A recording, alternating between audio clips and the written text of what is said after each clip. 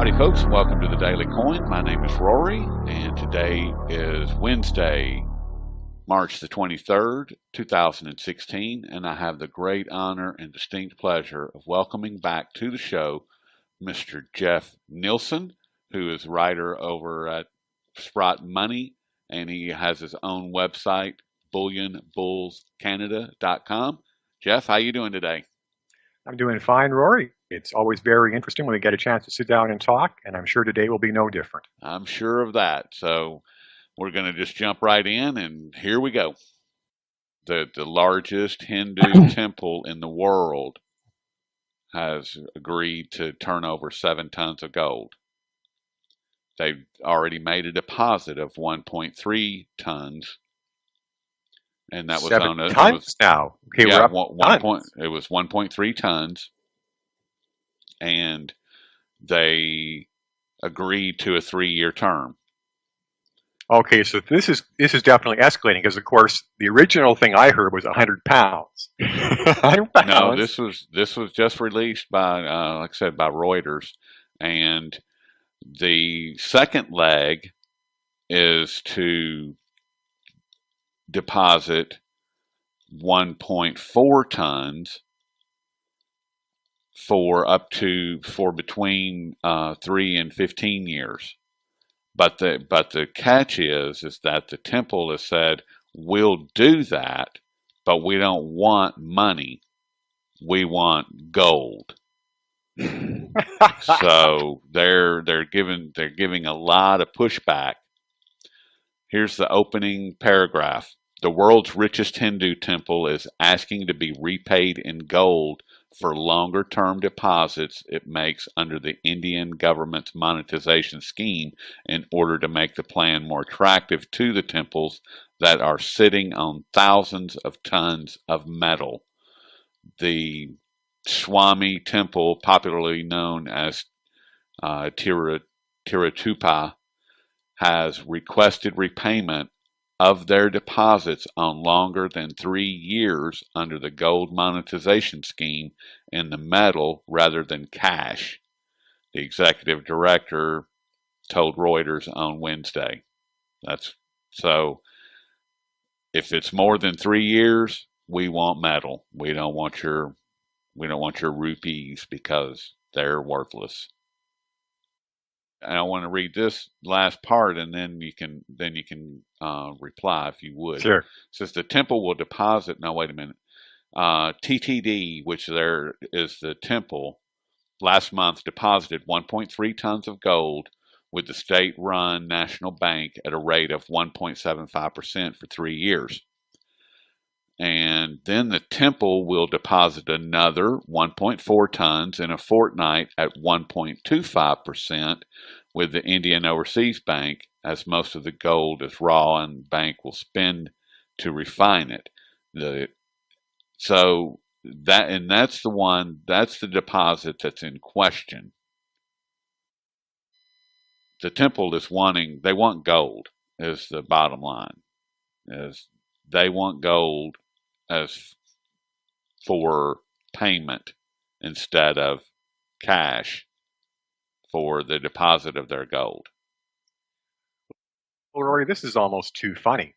And it's just a matter of where do we start? Going back to what we've talked about before with this gold deposit scam, the reason we knew it was fraud right from the instant it was announced is because of what the bankers have been telling us for years and years and years. Quote unquote, gold generates no income. So, of course, the moment anybody offers to, quote unquote, pay interest on something that generates no income, we're dealing with fraud. There could never be a legitimate purpose to enter into a transaction where you borrow something that generates no income but pay interest on it. So we start with the basic fraudulent premise. So now, of course, the original scheme is you deposit your gold and you get paid paper interest. And of course, that was a really good laugh because the gold is valuable. The gold exists in very finite quantities. The paper is worthless. The paper exists in infinite quantities. Give us something valuable and we'll give you a little bit of something worthless in return. Ha, ha, ha. So now we get to this new wrinkle. And of course, it's still obvious fraud because if you can't even pay paper interest on gold, how could you ever pay gold interest on gold? Is the government of India planning on doing with the gold it takes on deposit? Is it going to plant it in the ground and grow gold trees? Because It's a good unless it's question. going to unless it's going to do that, it cannot pay gold interest, quote unquote, on the deposited gold. So we're at an even more ludicrous level of fraud. But then, in addition to this, we also have the time element, which you carefully pointed out, that this requirement of paying gold interest only occurs with respect to longer term deposits going out 3 years and beyond. So there's either one of two ways of looking at this. Either this scam is only intended to last for 3 years, and they're going to steal as much gold as they can during that window, and then announce when people start to expect their gold interest that, oh yeah, sorry, there's nothing left in the kitty. Or the other possibility is that the uh, temple itself is complicit in this and is simply uh, agreeing to this transaction, knowing the terms will never be honored down the road. So they're just playing along to get along. Yeah, They've been handed something in the back that is not, or in the background that is not being discussed. well, and of course, it could be either a bribe or it could be intimidation. As you know from before, when the Indian government discussed prying some gold out of the temples, their idea was to, quote unquote, send in the bankers. Exactly. So, apparently they're considered to be extremely persuasive, and we all know how the big banks like to engage in persuasion. Yeah. What gets me is that you keep referring to it as a scam, and it's a scheme, Jeff. It's the gold monetization scheme. That's the name of the program. I Well, mean, and of course, I've had a good laugh at that on many occasions, pointing out that the conspirators couldn't even invent a more reputable sounding name for their scam than to call it a scheme. And I marveled at that.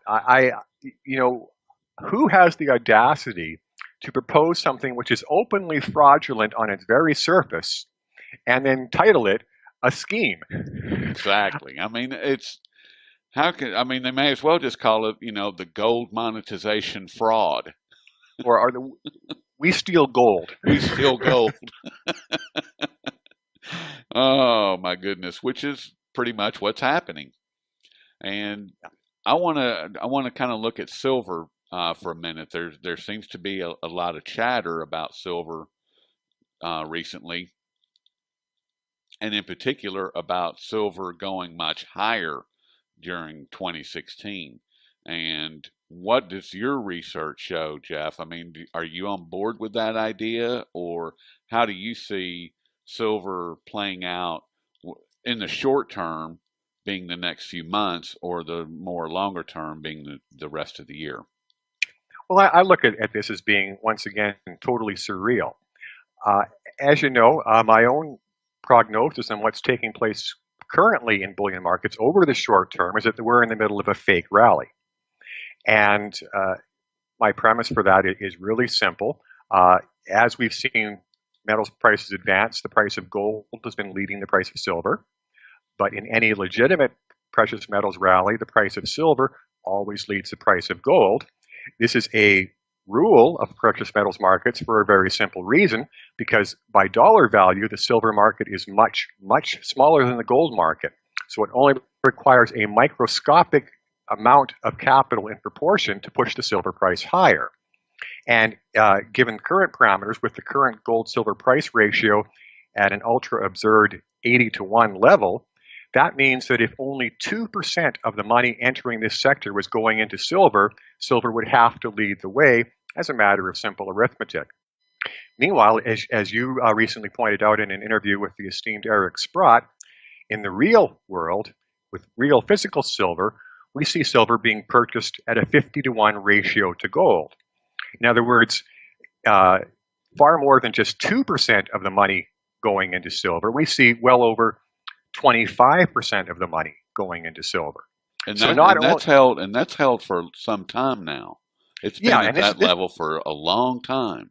exactly, this is an established trend that at least 25% of the money going into the sector is going into silver. And at one point, when things really heated up a year or so ago, the total amount of money going into physical silver was actually greater than the total amount of money going into physical gold. So when we see the bankers' fraudulent paper markets and we're told gold is leading the way, implying that less than 2% of the money entering that sector is going into silver, I say that's obvious fraud. And of course, the motive for the fraud is, as your audience probably remembers from our prior chats, I'm convinced that the next crash is nearly upon us. And the last thing the bankers want to do is to allow gold and silver to be seen as a safe haven. So those markets will be crashed with everything else.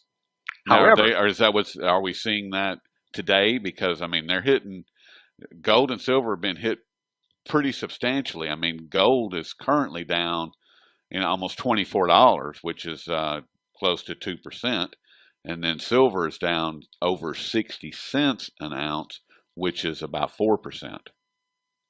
I pondered that question when I looked at metals prices this morning. And my internal answer was, I don't know. And it's simply a matter of we can't judge off of one day. It is definitely a possibility that this minute rally we've seen is going to be the high point for metals prices, and then they're going to launch their crash. As I was going to add a minute ago, the reason it's important to march metals prices higher over the short term, even though they're planning on crashing them, is because of that fact. If you want to crash metals prices, but they're already at bargain basement levels, then you have to march them up a bit first if you want to give them a really good crash. So it's take them up so you can push them down even harder and faster. And maybe that harder and faster push down is starting today. My sense is that it's still a little premature. My sense is this will be a false takedown, if you will, and then we'll see metals prices quickly bounce up again and resume their pseudo rally. And the actual takedown will occur a few weeks further down the road. But here, I mean, this is getting into the realm of speculation. It's certainly a possibility that the takedown could have started today, but I suspect a more likely time frame would be about 4 to 6 weeks from now. Now, what is that based on? Well, my anticipation for the next crash itself is sometime between April and June. The crash in metals prices could occur slightly prior to that, so that the sheep in markets are able to see gold and silver falling first, and then right after that everything falls. Or the crashes could occur concurrently and just everything goes down together. Either one of those scenarios would suit the bankers' agenda. So if they want the metals prices to go down slightly ahead of the overall crash, then that could be what we're seeing today. But I think it suits their plans equally to have everything go down together, because then they don't have to explain why metals prices are going down. Instead, they can just wait for the panic and then invent any old reason they want when people have stopped thinking. Okay, that makes sense. And so you see this being tied to all of the commodities market, the equities markets. What are you referencing there as far as the bigger crash? Of course, precious metals are commodities themselves. Right. And what we've seen in this bubble and crash cycle, which is different from the bubble and crash cycle of 2001 to 2008, is that in that previous cycle, we saw commodities prices entering a spiral just before the crash began. What we've seen in this bubble and crash cycle is, if you go back to 2011, we had commodity markets heating up again, and left alone, they would have gone into an even greater spiral because, of course, as we know, the money printing has been far more extreme and excessive in this bubble and crash cycle. It's the money printing that creates inflation, and of course, that inflation is supposed to translate directly into the prices of hard assets. So in 2011, by the time they finally had their HFT trading manipulation fully perfected, they took that to commodities markets, and they took the entire commodity spectrum down, marched it steadily lower. And in fact, I wrote a prior piece on that where we can see all commodity markets moving upward in a trend up to 2011. And then even while we're supposedly being told that our economies are quote unquote recovering, we see all the commodity markets being marched downward for no valid fundamental reason. It simply was because suppressing the commodity prices not only helps to hide the general inflation trend, but suppressing the prices themselves reduces actual inflation since these commodities are inputs into all of our manufacturing. Of course, they suppress the price of commodity inputs, and as we also know, wages are being suppressed. In real dollars, wages keep going lower and lower. So if you manipulate input prices lower, and if you manipulate wages lower, then the price for finished goods is also much lower than it would be legitimately. So this is another way to hide inflation, is by artificially reducing the price of finished goods through this extreme campaign of manipulation. When Dave and I interviewed Dr. Paul Craig Roberts, he was saying that John Williams over at Shadow Stats is reporting inflation at about 8.4%, which is a far cry from the 2% or less that we are fed. Personally, I think that it's even higher than that. I mean, I know that his model looks at everything, whereas I'm just looking at the things that are in my house, and the things that are in my house seem to be on a slightly higher trend than 8.4%. Well, let me address that from two different perspectives. First of all, there's of course one other manipulation factor which enters into this equation, which I didn't discuss earlier, and that's the manipulation of currencies. So, of course, in your case, it's a positive variable. The US dollar has been manipulated to an ultra extreme level, and that's another way of suppressing inflation within the US economy. You know, make your currency ridiculously overpriced, and then everything else looks cheaper in comparison. So, from that perspective, I would say, well, put your faith in John Williams' numbers.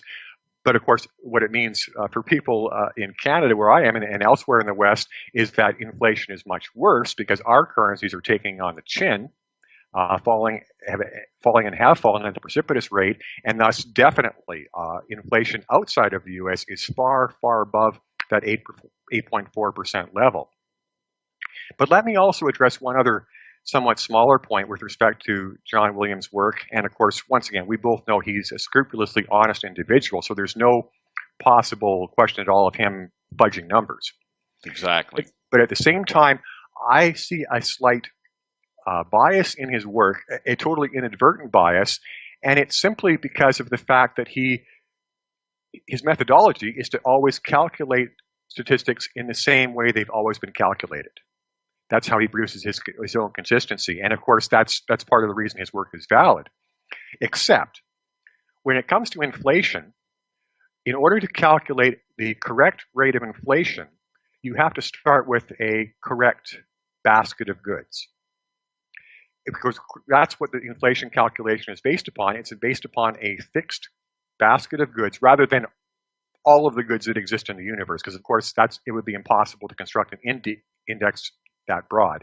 So no matter who's calculating inflation, whether it's the liars in government or someone honest like John Williams, they have to choose a basket of goods. So John Williams' approach has been to use the same basket that was used 30, 40 years ago. And of course, there's obvious reasons for him doing so to maintain validity in his work. But at the same time, the problem with that approach is that between 30 years and now, the standard of living for most of the people in the Western world has fallen precipitously. And what that translates into is that our basket of goods that we're purchasing today is significantly different than the basket of goods that was being purchased in years past. Specifically, a much higher percentage of our diminishing incomes goes into food and housing versus any previous time in our societies when, as a more affluent population, we only required a much smaller portion of our incomes to go to food and housing. So instead of it being, say, 30% 30 years ago, for the average person, it's probably more like 60% today. So if you do not weight the basket of goods more heavily in favor of food and shelter today, then your basket will not be accurate. more particularly, as we know, it is food and shelter prices that have soared in an insane spiral over the last 30 years, while the prices for other goods have been more modest because of the dynamics I was mentioning to you previously.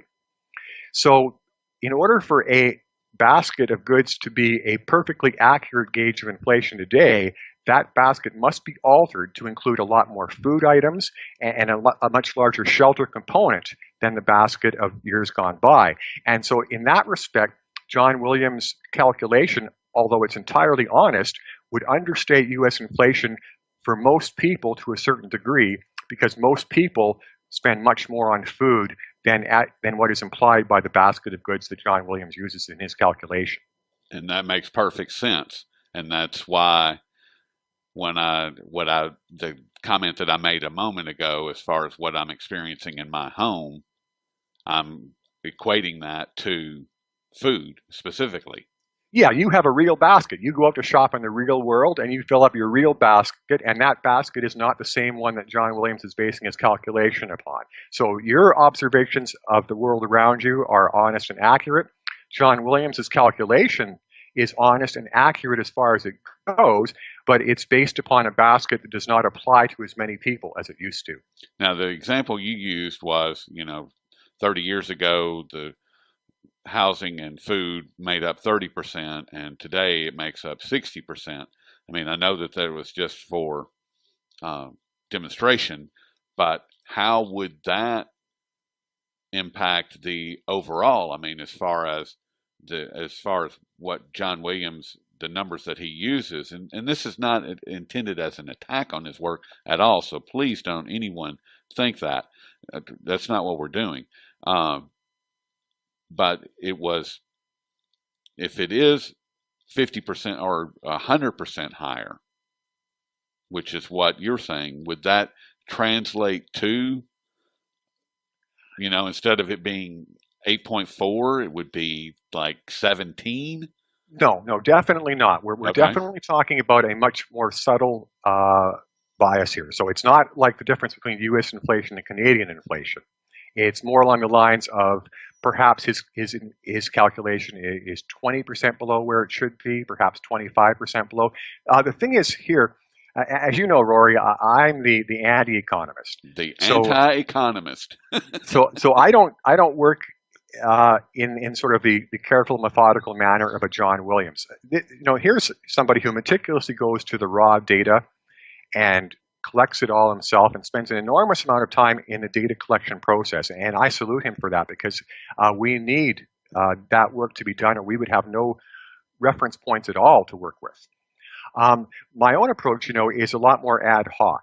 I'm a big picture guy, so I base my own analysis more on trends and to some extent generalities. So I am not precisely familiar with the basket of goods John Williams is using. So I could not say to you, well, Rory, his calculations should be 15% higher than it is. In other words, it should be about 10%, or it should be 25% higher, so it should be about 11 or 12%. It's a matter of there's a slight understatement in his accounting because of the difference in baskets of goods, but I don't think it's a huge difference. And so it's more along those lines of it feels worse to you because it is worse, but there's not a huge gulf between John Williams's estimates versus your own perceptions at this point. Gotcha. I suspect the gulf will grow greater as our standard of living falls further and our basket of goods is skewed even more heavily towards food and shelter, but that's going to be an ongoing process. So for instance, if we go back 5 years ago, there would have been a very, very small bias in John Williams's basket of goods. That bias is slowly and steadily growing over time. I want to change gears completely. The attack just happened in Brussels, Belgium yesterday. When I first heard about it, the only thing I could think was another false flag. And whether it pans out that way, more than likely it will. How do you see the remainder of 2016 playing out as far as the economy, as far as what Trump and Sanders are doing with the presidential election? The U.S. presidential election, and bringing all of these people, all of these very angry people into the fold. And the situation that happened in Brussels, I mean, I don't see all of these as being disconnected. I see them as all being very connected. No, and my own perspective is very similar, and my approach is the same approach that we're always supposed to take whenever we look at any sort of crime. The exact approach that our law enforcement officials take when they look at any sort of crime. And the first question they ask themselves is, who has the motive? And of course, one of the best ways to determine who has the motive for any crime is to ask the second question, who benefits the most from that crime? And of course, when it comes to any of these so-called quote-unquote terrorist attacks, there is only one entity or collection of entities that we can see who benefits from these attacks, and it's our own governments. Because every time they tell us there's another terrorist attack, what comes immediately after that is more of their fascist laws. Oh, we need to pass these laws to protect you. How convenient. If there weren't any terrorist attacks, there would be no pretext for all of this extra protection, quote unquote. Right. So, I mean, it's hard to illustrate a motive that's any more obvious than that. And of course, this is why the false flag attack has been a standard tool for governments going back centuries, and no government more than the United States. So, you know, this is why it frustrates me that the concept of the false flag attack is still something that penetrates the general public very, very little, if at all. There's such an obvious reason for governments to engage in this sort of heinous, deceptive behavior. It's happened over and over again throughout history. Why aren't people looking at it today? Well, of course, you know, we can answer that in one word: brainwashing. There you have it. Now, are we setting the table for the cover-up of the collapse? Is that what we're seeing with Paris just a few months ago, and now Brussels, which Paris was obviously, and I have to say, anytime that I hear the word ISIS, the first thing that I think is CIA, because who created ISIS? Who funds, trains, and arms ISIS? The CIA, period. It's well documented. And so when I hear that, it's like, okay. And like I said, Paris and now Belgium, a little bit bigger. And I personally believe that something else, even slightly larger, is coming within the next 60 to 90 days, which has been about that same time frame since Paris happened.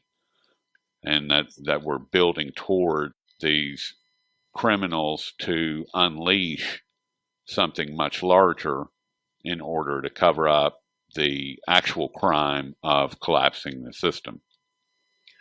I certainly agree with what you're saying and fear what you're saying. But let me just add a little bit to what you were saying about ISIS, because it's more than just a matter of this large and mounting pile of evidence that shows that ISIS was a deliberate construction of the U.S. government.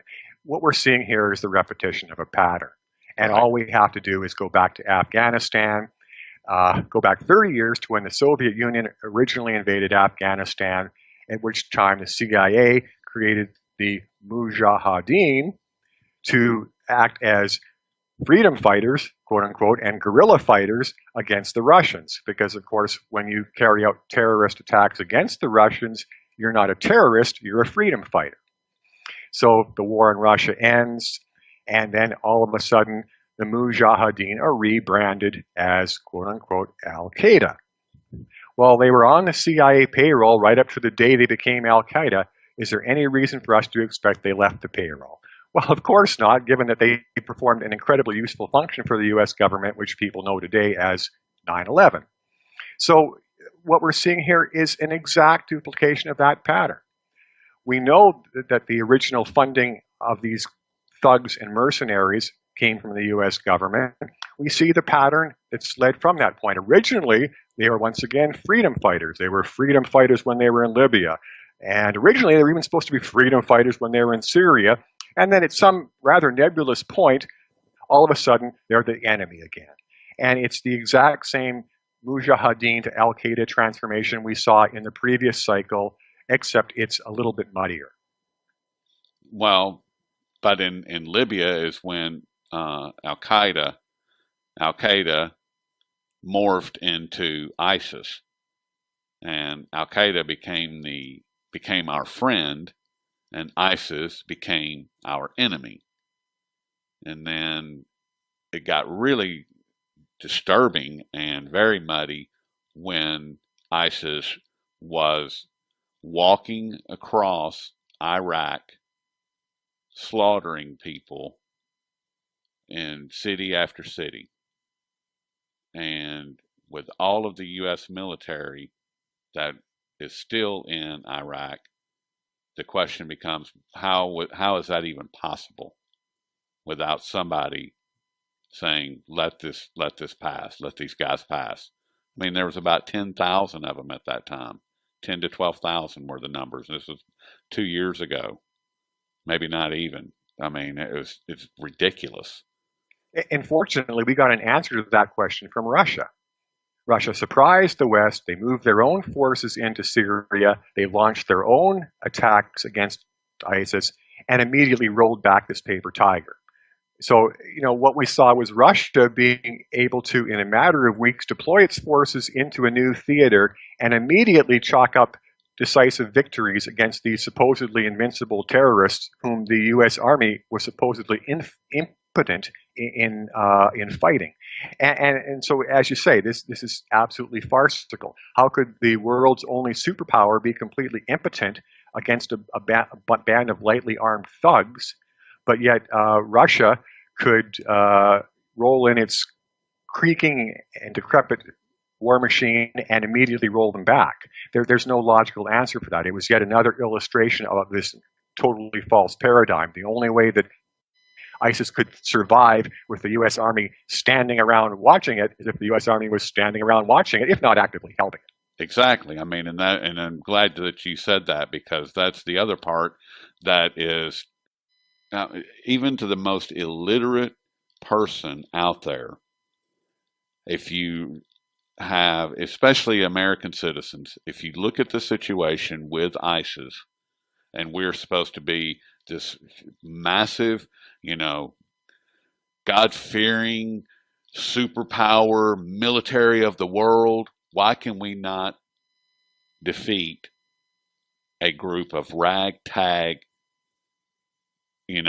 people that are supposedly cave dwellers? I mean, let's put this in proper perspective.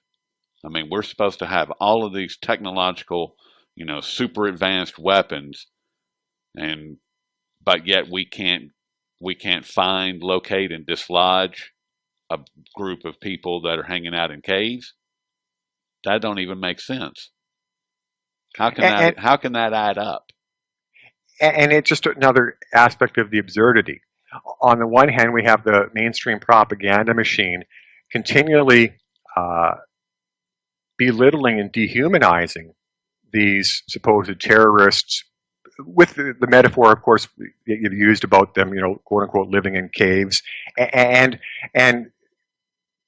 projecting them as the most primitive barbarians. And yet we have the most sophisticated war machine the world has ever seen, not able to be one step ahead of supposed primitive barbarians. And it's utter absurdity.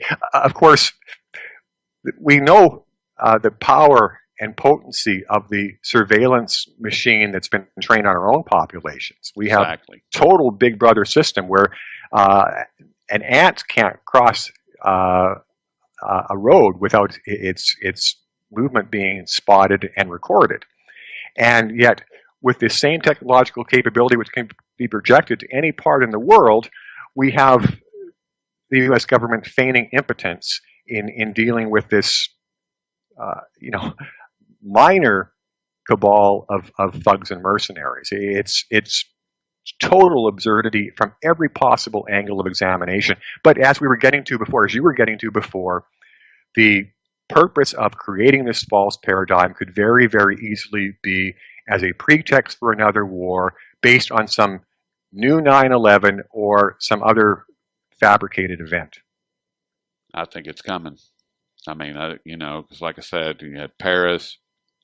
Actually, you could argue going all the way back to San Bernardino, and then Paris, obviously, and now Brussels. And each one has gotten more violent and a little bit larger in scale. And now, so where does it go? I mean, it just seems like it's kind of escalating and escalating and escalating until, and with Russia saying that we're done. We're done with Syria. We did what we said we were going to do. We're pulling out, but don't think that we're gone, because we can get right back in there, quote, in a matter of hours, and be right back where we were. So, we've set everything up for you guys, so let's deal with it, make it happen. But let me just backtrack a little further here to review the history. When this phony war on terror was first invented after the 9/11 false flag event, we were told very clearly why the U.S. war machine was being cut loose to rampage around the world. And George Jr. put it in very simple terms for us. We're fighting them over there, so we don't have to fight them over here. And, of course, along with that mantra, for the first several years of this phony war, the only events which ever occurred within the West, which was supposedly being protected because the U.S. Army was rampaging everywhere else, were attacks that were, quote unquote, caught at the last minute. And we had a string of these supposed almost terrorist attacks. And of course, in every single case, it was the most comical wannabes who were the supposed terrorists. And the attacks they were planning were juvenile, if not infantile. And, the possibility of any of these feeble, quote unquote, terrorist attacks succeeding was almost nil. And, we had a long string of these silly almost attacks for several years. Unfortunately, as is the case with any form of lying and propaganda and deception, you can't continue to use the same forms of lies over and over again. Eventually, the almost attacks no longer had any effect on us. We no longer would believe the war on terror was real simply because of these comical almost attacks. And so they had to escalate things. They had to start creating a real body count. They had to start murdering people here and not just pretending they were about to murder them. And so now we've seen the escalation to successful terrorist attacks in our regimes, apparently whenever the terrorists feel like it.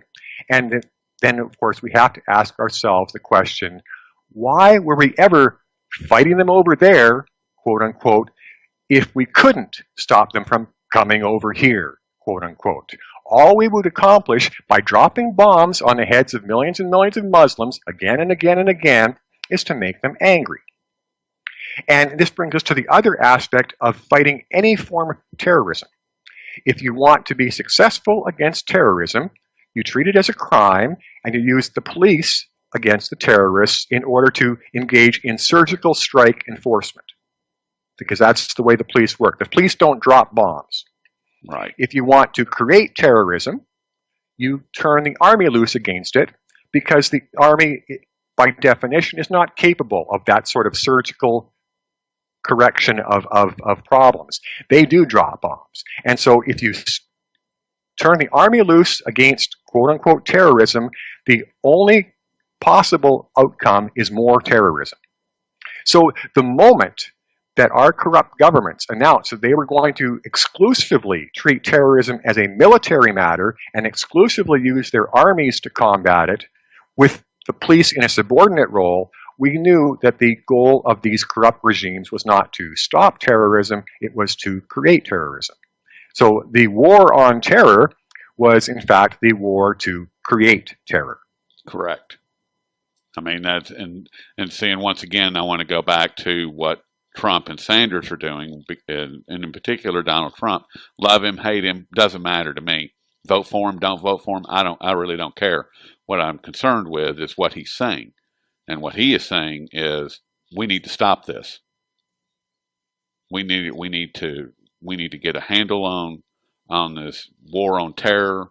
We need to get a handle on at home. We need to get a handle on our base, on the United States, and forget this other stuff. And we need to talk to Putin, and we need to talk to these other world leaders, and not just drop bombs on them. I mean, so I think that plays into the escalation of what we're seeing right now. Because if my theory holds any water, then they're going to have to speed up their timelines. And a lot of people are saying that we're not going to get to the 2016 election. And how do you feel about that? I mean, are you seeing or hearing anything along those lines, or reading anything along those lines? Well, first, with respect to Donald Trump, I totally understand your own perspective, and my perspective is very similar. But let me express it in a slightly different way. Most of your audience will be familiar with the fable of the emperor's new clothes. And it's the fable about a vain and corrupt emperor who gets his, the finest tailor in the kingdom to supposedly weave him the finest suit of clothes. But in fact, there are no clothes. The emperor walks out naked in front of his people. And while all of the sycophants in the population are applauding the emperor's new clothes, one little boy stands up and shouts out, "The emperor is wearing no clothes," and only then do the sycophants acknowledge what they're actually seeing with their own eyes. Donald Trump is that little boy. Donald Trump is continually standing up and shouting, "The emperor is wearing no clothes." And he did it with regard to U.S. corruption. He's done it with respect to the phony war on terror. I was shocked to see another headline today. Donald Trump is saying the U.S. doesn't have any gold in Fort Knox.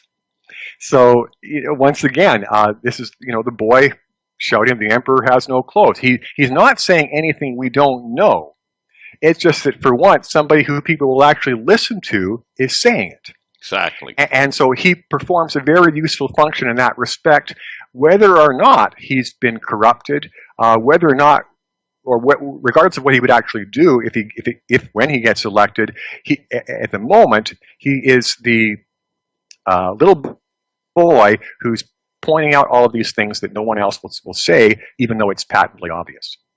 And sorry, so getting back to your general suggestion of what's coming, yeah, I don't see any reason not to look at that as the probable course of events, because of course when we combine this with the fact that there is an economic crash that's coming, it's coming very soon.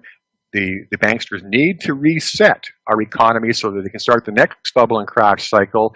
We have everything lined up to expect some sort of large exogenous event, whether it's going to be a terrorist false flag attack, whether it's going to be some new plague unleashed upon us. It's going to cause massive disruption in our economies. We can strongly suspect some sort of exogenous event, but we even here we can't be 100% sure of it, because of course we're projecting into the future as rational individuals, and we're not dealing with rational individuals or a rational system. Mm-hmm. Perhaps these psychopathic bankers are so audacious that they don't even think they need to create a pretext for their next crash, and they're just simply going to do it on purely economic terms. We can't rule that out completely. It's just that there seems to have been a lot of information telegraphed that, quote unquote, something big is planned. And so when you and I look at the events that are unfolding, we suspect that is what's coming next and coming soon. And it's their pattern for a couple of hundred years, if not more, is to create this huge distraction by way of war, and then start resetting everything as far as economics and finance are concerned. In the fog of war. In the fog of war, exactly. When no one can see the criminals moving about. when they're all watching the body count instead of watching the criminals resetting everything and going, well, why are you doing that right now when we've got this situation going on over here? We got all these people being blown up, but you're talking about doing something with the money. Well, why aren't you concerned about this?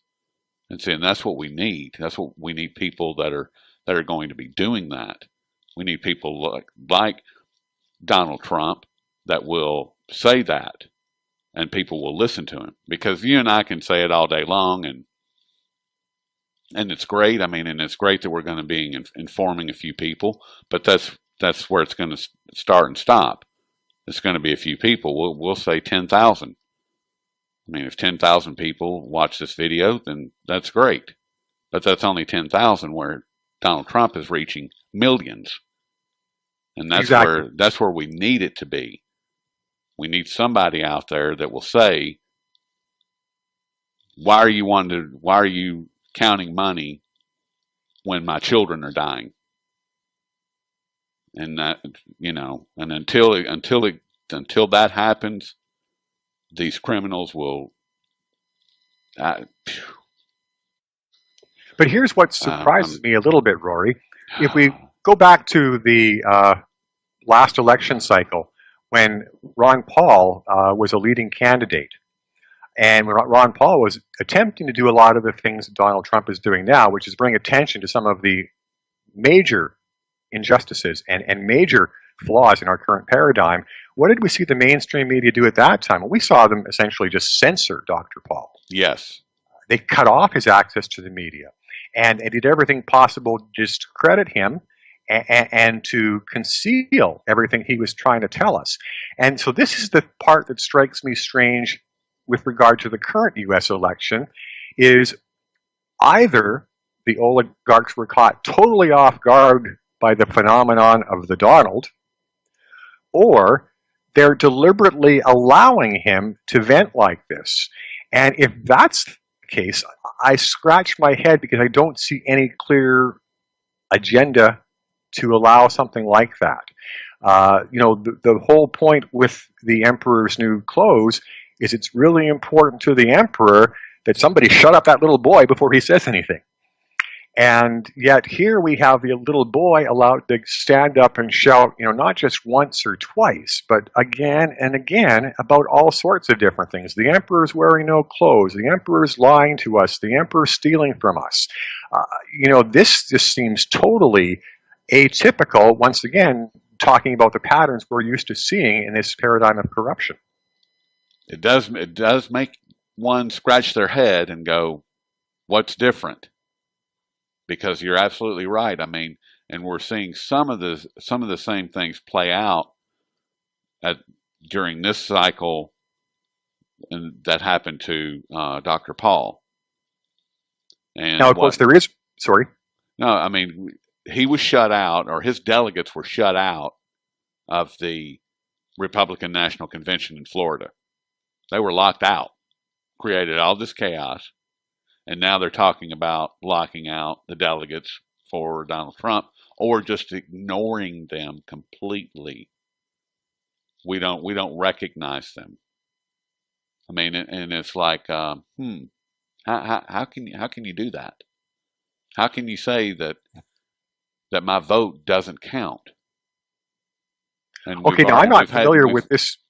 Sorry. No, we've had two different people within the GOP to come out and say point blank that your vote really doesn't matter. It doesn't count. We decide who the delegates are going to choose. They've come out and said that twice. Once was the first time was live on CNBC. And how recently was this, Rory? Within the last week. Okay, very recent now. Okay, yeah, I was going to say I hadn't picked up on that myself. So okay, well that could suggest then that the Donald really was a surprise, which the oligarchs weren't prepared for, and now they're engaging in damage control belatedly. But of course, I was going to point out there is one very key difference between and there's many, of course, but there's one very key difference between Ron Paul and Donald Trump, and that is that Ron Paul is utterly uncorruptible. Yes. And of course, Donald Trump is the personification of corruption. He's just not, as far as we know, in the pocket of the same oligarchs who are controlling everything else. Well, one other difference here is that different people are listening to the Donald than the people who are listening to Ron Paul. The people who were listening to Ron Paul were people like ourselves, and generally, I would dare say, the more intelligent and sophisticated segments of the U.S. population, the people who were most likely to start scratching their heads and asking themselves what's really going on here. In contrast, if we look at the Donald's popular support, we go right down to the level of the lowliest knuckle draggers. We're generally dealing with the elements of our zombie populations who are most apathetic, least informed, and greatest in number. And so we have the Donald appealing to a very broad segment of the population right off the bat. Whereas with Ron Paul, he was starting off with a smaller base of supporters and people who understand where he was coming from. And then there was the potential for that to mushroom into something much larger.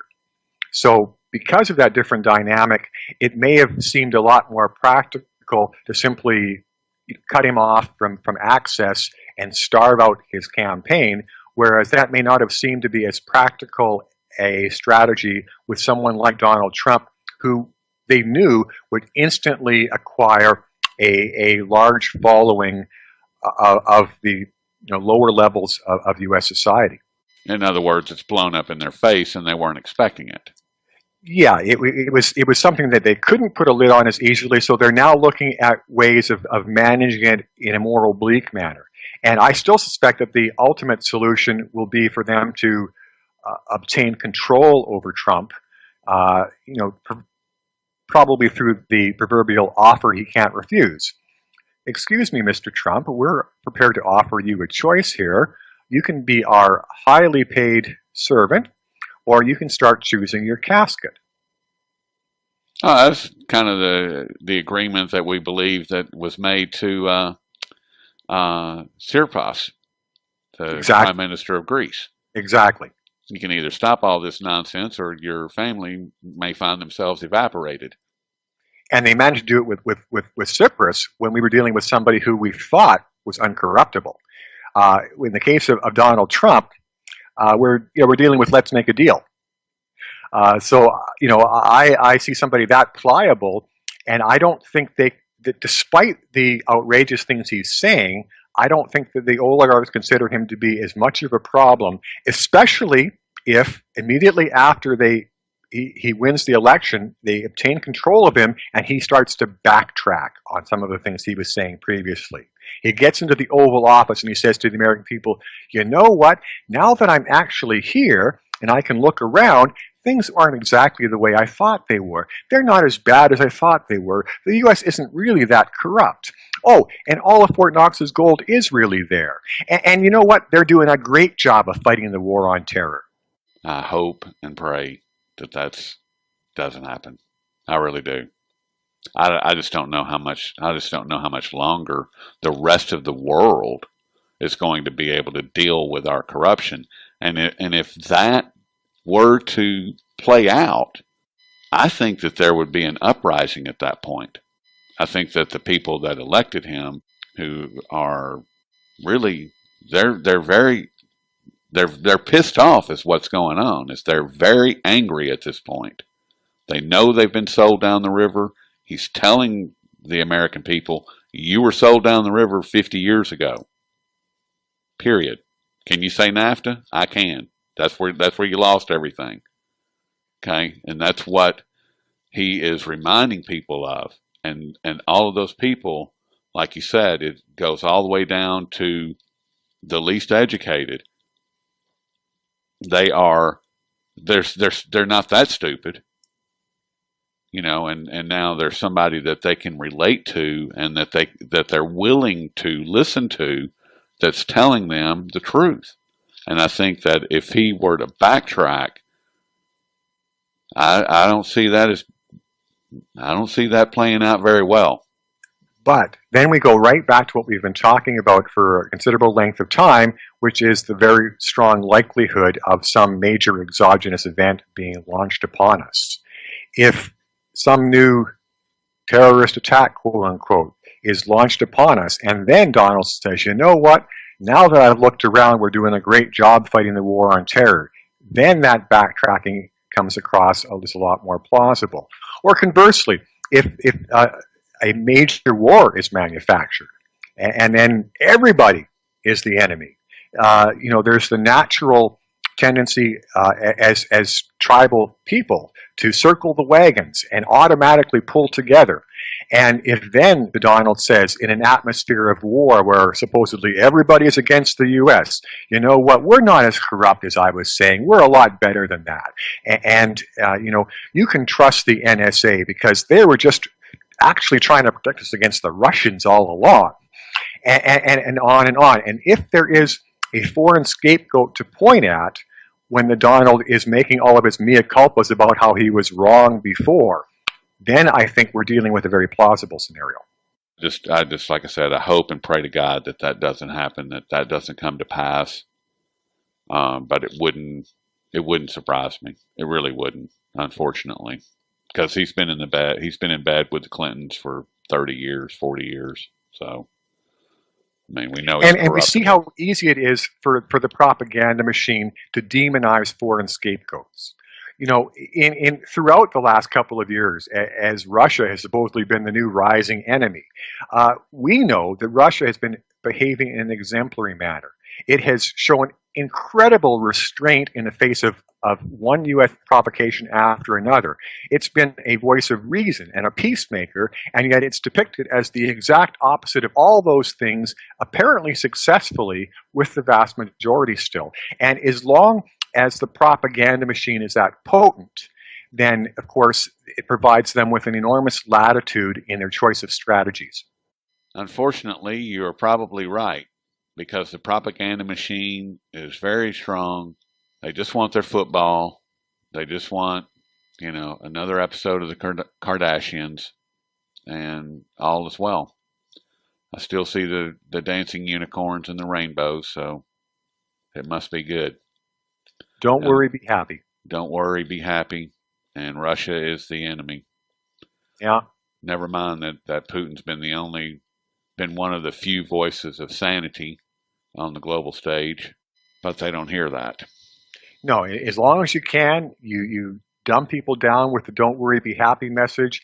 And then when things finally get so bad that they begin to get restless, you manufacture a foreign scapegoat and say that's who's responsible for all your problems. That's who you should be angry at, and that's who we're going to attack. Don't you love us? Aren't we the greatest? Yeah. We're here to protect you. We're here to protect you. The fox in the henhouse. Yep. Well, Jeff, I think we've left him with quite a bit to chew on. And I think that's as good a point to end as any. What do you think? It's one of those scenarios where, if we go on talking longer, we're just probably going to make people more depressed. Well, we don't want to do that. No, we've done enough to cheer people up already, Rory. Well, we've been speaking with Mr. Jeff Nielson over at bullionbullscanada.com, and he also is a writer for Sprott Money. And you can find all of his great work at either one of those websites. And Jeff, is there anything you want to leave them with? No, Rory, those are my focal points right now. I love working with Sprott Money. It's wonderful to be associated with a financial investment company that's actually motivated to get the truth out to people. And, fortunately, we have one of those in Canada. I'm not familiar with any such institutions in the U.S., but if you find one, give me their name and I'll send my resume along. Will do. Well, we will speak with you in the not too distant future, Jeff, and I certainly appreciate all your time and wisdom today. Always my pleasure to be here, Rory. Thank you.